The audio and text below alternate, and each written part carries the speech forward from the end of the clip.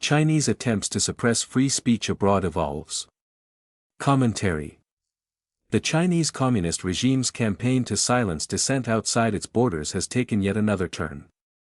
A recent report by Grafika reveals how a Chinese state-linked influence operation, Spamouflage, manipulated event flyers and spread false information to sabotage a Safeguard Defenders event in Lisbon, in yet another attempt to undermine any critical discussions about the regime's abuse of its criminal justice system.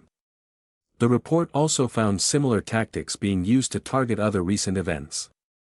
At the heart of the controversy was Safeguard Defenders' June 16 event in Portugal, co-hosted with the American Club of Lisbon, titled, "When Borders Don't Protect, Arbitrary Detention and State-to-State Hostage-Taking."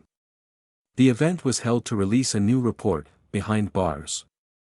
The report presents information and cases in which individuals were held incommunicado, denied due process, subjected to severe torture, and forced to confess, revealing systemic and widespread failures in China's legal system.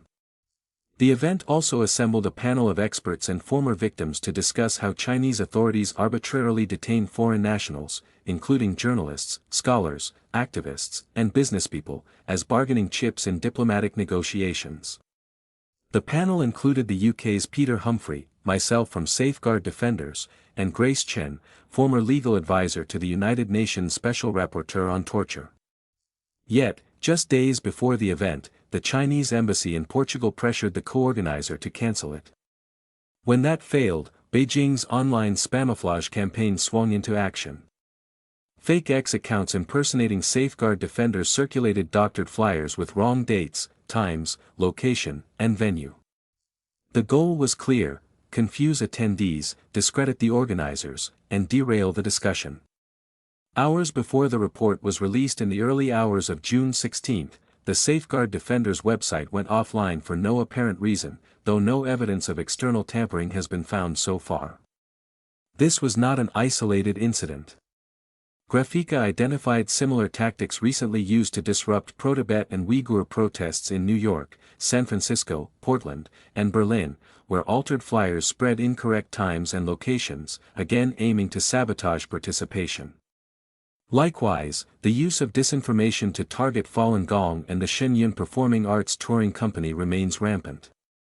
For the latter, in the United States, it ranges from disinformation and misleading news reporting and impersonations to far graver attempts and incidents, all aimed at suppressing people's right to information and expression. The Safeguard Defenders report released at the Lisbon event is a damning indictment of China's criminal justice system. It documents how the Chinese Communist Party weaponizes its legal system, ignores and actively undermines key international human rights law, and uses detainees as leverage in diplomatic disputes, a practice known as hostage diplomacy. By targeting events like Safeguard Defenders, the Chinese regime aims to suppress global scrutiny of its abuses.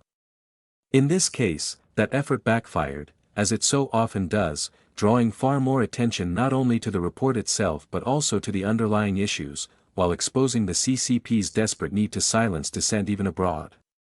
Not long after the event and the ensuing attention to Beijing's attempt to suppress it, Liberal Initiative, a parliamentary group in the Portuguese parliament, called on the Prime Minister to summon the Chinese ambassador and make clear, in no uncertain terms, that Portugal will not tolerate foreign interference in its democratic spaces.